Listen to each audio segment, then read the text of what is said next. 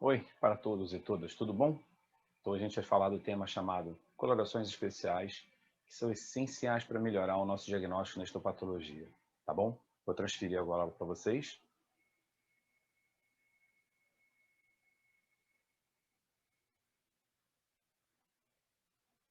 Então a gente vai falar hoje, basicamente, das colorações que a gente mais usa no dia a dia da dermatopatologia, tá? Que são consideradas colorações de histoquímica.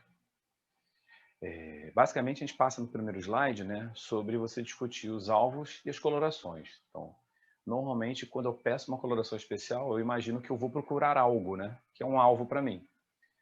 A coloração que a gente mais usa é a hematoxilina e eosina, que vai mostrar o padrão da rotina. Já o ácido periódico Schiff, que é o PS, ele vai colorir os fungos, nessa cor aí, fúcsia. Eu estou mostrando para vocês os slides que eles vão passando, e no qual o grocor, impregnação pela prata, vai marcar basicamente os fungos também em escuro, por isso que a letra está escura. O Fight, ele é usado para coloração dos bacilos álcool-ácido resistentes, mas comumente na lepra, né? na hanseníase. Já o ferro coloidal e o Ocean Blue são colorações que a gente costuma usar para colorir os mucopolissacarídeos, que estão entre as fibras de colágeno e, em geral, ficam coloridos de azul, às vezes um leve esverdeado. O Ginsa é uma coloração que pode ser positiva em casos de pesquisa de leishmaniose e também para você marcar os grânulos metacromáticos dos mastócitos. Fontonamasson é uma coloração que a gente costuma usar basicamente para investigar o pigmento melânico, a melanina, tá? Que pode estar dentro de melanócitos, dentro dos siderófilos, dos histiócitos e dentro dos queratinócitos, ok? Também a gente costuma pedir o tricrômio de Masson e o tricrômio de Gomori para tentar fazer a diferenciação entre músculo, que em geral fica vermelho, e as fibras de colágeno, que ficam em padrão azul esverdeado. Para você observar as fibras elásticas, a gente normalmente pede colorações que as deixam em castanho, que é a orceína e a Vierhoff-Van Gisson. Lembrando que a fibra elástica não é normalmente vista na coloração clássica, que é o HE. Em momentos que você tem que definir a quantidade de cálcio naquele material, você pode pedir uma coloração chamada Von Costa. Tem outras que a gente vai discorrer durante a aula. Então, essa aula é interessante que eu coloco alguns casos clínicos para a gente raciocinar do que a gente observa da correlação clínico-patológica e qual a coloração que eu posso pedir para me facilitar o diagnóstico. Então, o primeiro caso é um paciente de 16 anos, ele tem uma placa eritema-edematosa na região do queixo à esquerda. E é interessante que um paciente jovem também tem alopecia nesse local. Então, o exame patológico que a gente faz revela um edema significativo do epitélio do folículo piloso. Existe também um pouco de edema entre as fibras de colágeno, uma reação linfocitária e perivascular. Então, ao observar esse edema, a gente tem que sugerir que existe alguma infiltração de mucina. Por isso que a primeira coloração que a gente discute hoje é o ferro coloidal. Então, a gente mostra vários exemplos nas quais existe um epitélio folicular, né, vários epitélios foliculares com dilatação e edema. E realmente, quando a gente pede a complementação, vai mostrar esse material azuladinho, pálido, que é a mucina colorida ou pelo ferro coloidal ou Auchan Blue, tá? A gente também pode pedir o PS para fazer essa coloração de mucina, só que não é o mais usado. Mais comum, basicamente, é o ferro coloidal. Então, como eu bem expliquei aí, qual é o mucopolissacarídeo. Um outro exemplo de paciente com 22 anos, mostrando pápulas normocrômicas, amolecidas e sem sintomas. Então, a gente pode inferir vários diagnósticos clínicos. E aí, quando a gente faz exames patológicos, a gente consegue perceber que nessa região aqui superior, ela mostra um pouco de edema. Vou mostrar aqui com o pointer. Então, aqui a gente vê edema. E aqui um pouquinho menos de edema. Então, essa separação entre as fibras de colágeno, uma separação um pouco inflamatória, também vou considerar novamente infiltração de mucina nesse interstício. Aí, novamente, vou pedir ferro coloidal ou Auchan Blue, que vai mostrar a mucina intersticial. Então, trata-se de uma possível mucinose papulosa, no caso desse paciente. Normalmente, esse diagnóstico clínico não requer, né, uma biópsia ou até a coloração especial na maioria das vezes.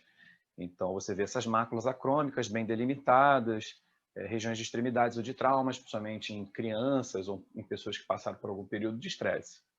O diagnóstico clínico acaba sendo de vitiligo. E o vitiligo ele mostra a ausência do melanócito, com isso vai ter menor produção e a ausência depois da produção melânica, da melanina. Então, na camada basal, a gente observa aqui à direita que não existem melanócitos. E aí você pede a coloração, né, complementar, que chama-se Fontana-Masson, que ela vai identificar a presença de melanina ou não. Então, na foto A, a gente vê uma epiderme que não tem melanina. Então, o Fontana-Masson ele mostrou a ausência de melanina, até chegar ao nível da foto D de dado, que revela o pigmento melânico em toda o epitélio basal. Então, naquele caso, Fontana-Masson ele é positivo para a melanina, ele mostrou presença de melanina. Então, tá aí. Coloração é uma impregnação pela prata também. Um paciente que tem 52 anos, tem lesões que são pruriginosas, arredondadas, com formas de arcos. As bordas normalmente têm crostas e o centro, em geral, tende a ser polpado. Lesão de curto tempo, né? 10 dias apenas. Então, aqui, foto clínica do paciente. Detalhe da foto clínica do paciente. Então, pápulas e placas eritematosas, com bordas bem definidas e meio crostosas. E quando a gente vai para o exame histopatológico, muitas vezes é insignificante, né? O HE de algumas dessas doenças ele pode mostrar uma inflamação discreta, às vezes sem inflamações, e aí quando você vai ver com calma na camada córnea, você pode encontrar estruturas tubulares alongadas. E para você evidenciá-las de uma maneira melhor, a gente pede essa coloração, que é o ácido periódico de Schiff, ou PAS.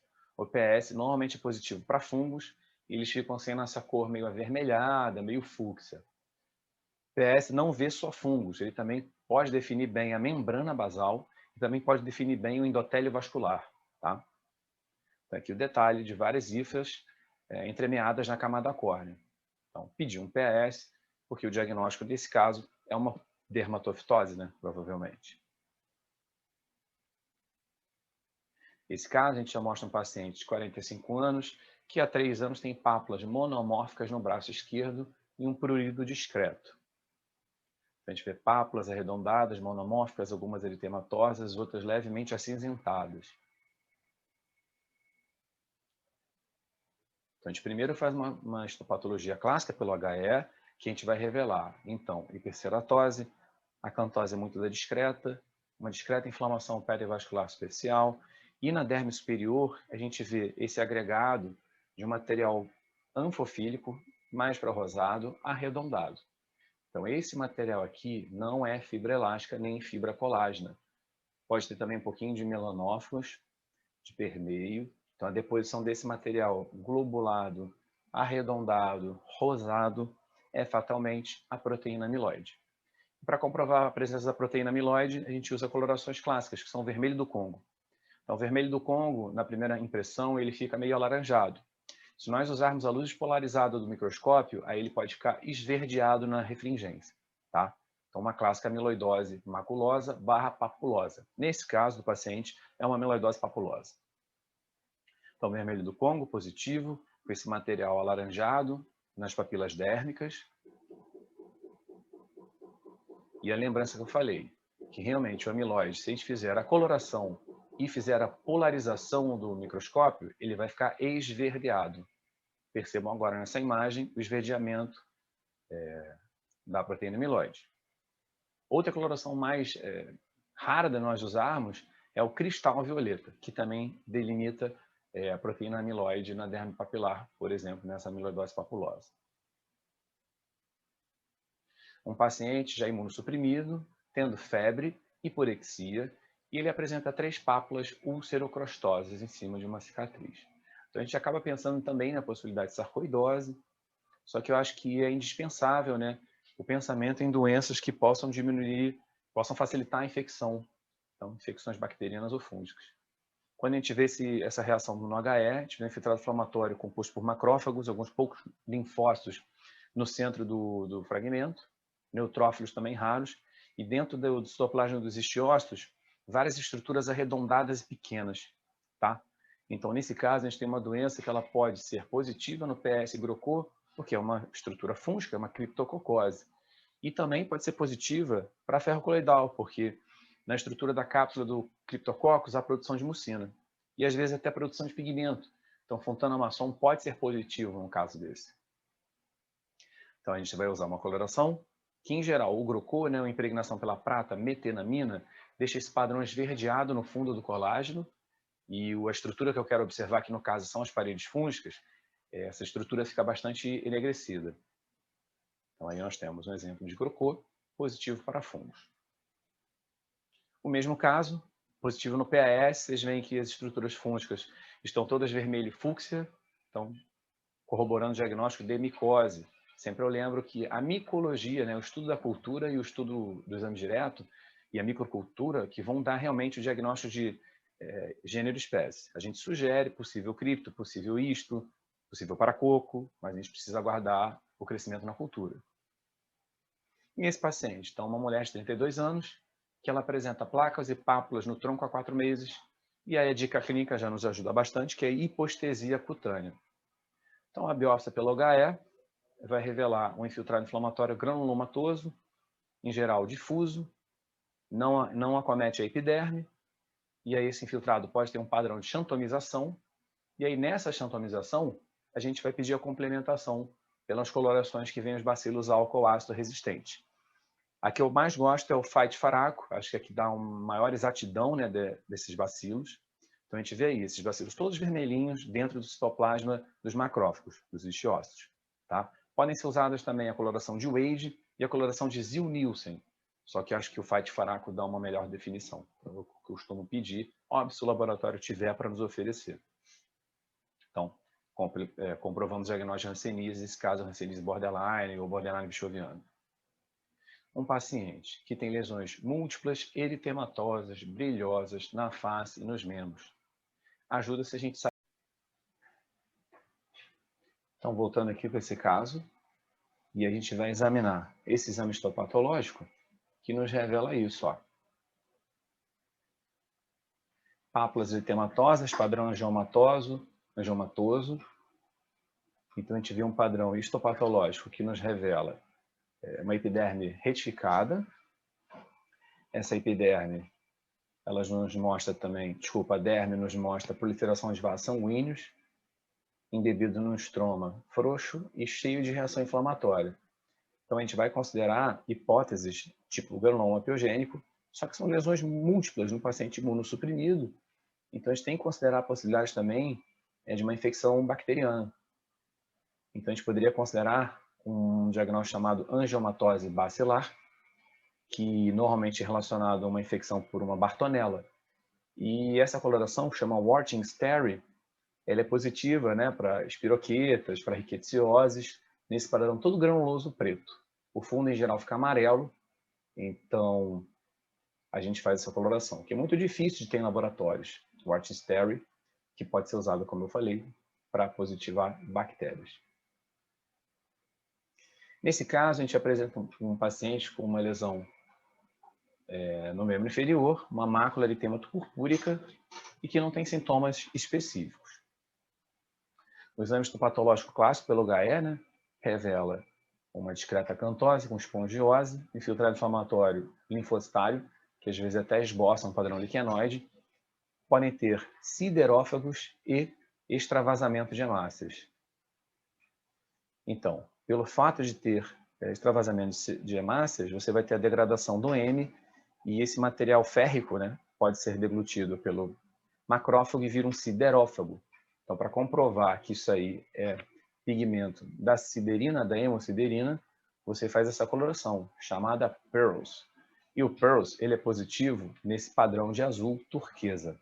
Então, eu estou de frente, né, no caso, uma dermatose purpúrica pigmentar. Então, o extravasamento de sangue pode ser surpreendido pela coloração do Pearls. Uma paciente com essas pápulas amareladas, bilaterais no pescoço e cotovelos, 50 anos feminina, mostra no exame histopatológico um padrão interessante, porque em geral a gente não vê nenhuma fibra que não seja colágena na derme reticular. Só que nesse caso, já na HE, a gente vê que tem um padrão de pequenos nódulos retorcidos na derme. Então, na verdade, essas são fibras elásticas calcificadas, tá? Que no próprio HE já tem esse padrão. Então, para comprovar essa calcificação das fibras elásticas, eu peço uma complementação pelo von Cossa. Então, von Cossa pigmenta o cálcio e o cálcio fica bem escuro, preto. Esse caso era um exemplo de uma paciente de pseudoxantoma elástico. Aqui um exemplo pelo HE comum, né, da calcinose, e o cálcio em geral pelo HE tem um padrão roxo de grânulos grandes. Fibras elásticas e fibras colágenas, fibras elásticas podem ser vistas apenas com colorações especiais. Então, normalmente a gente pede complementação pelo Weierhoff-Van Gisel, que são essa padrão escuro das fibras, ou a coloração de orceína, que deixa as fibras meio acastanhadas. Algumas doenças da pele podem fazer ausência de fibra elástica ou diminuição delas. Então eu peço, né, orceína ou Weierhoff para eu tentar comprovar. Então aqui eu tenho exemplos de doenças do tipo anetodermia. Diminuição das fibras elásticas na derme, podendo formar pápulas e placas frouxas com aquele fenômeno da herniação. Você pode palpar a lesão, ela ser bem flácida no centro. E aí eu peço coloração de fibra elástica, e naquele momento ali, naquele foco, vai ter a diminuição da quantidade de fibras, como nessas fibras castanhas escassas nessa derme reticular. Um paciente que possa apresentar lesões dolorosas no tronco há 4 meses, a gente clinicamente vai considerar aquelas doenças que têm dor.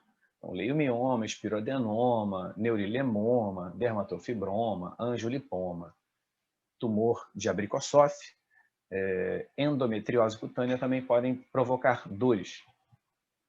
E aí, quando você vai fazer o exame histopatológico, você vê feixes de células alongadas, células em fuso. Se você tiver dúvida na origem desses feixes, dessas células, você pode pedir uma coloração chamada tricrômio de Masson. O tricrômio de Masson ele é bom para diferenciar a fibra muscular da fibra colágena.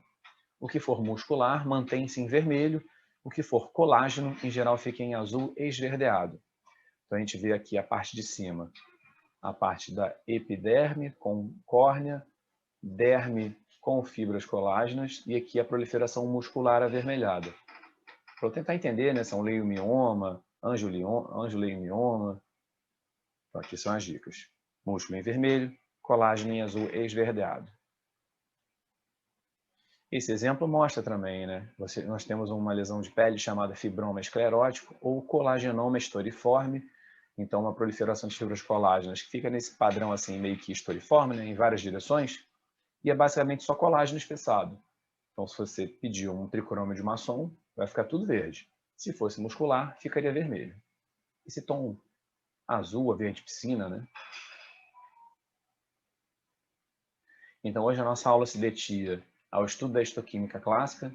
Existem algumas outras colorações que a gente pode lembrar, que são azul da Prússia, que é a mesma coisa que o Pearls, o Sudão Negro ou Sudão Black, que ele é usado para ver os lipídios, que em geral a gente não tem esse uso no dia a dia da dermatopatologia. E passamos então esse tema. Muito obrigado a vocês e um forte abraço.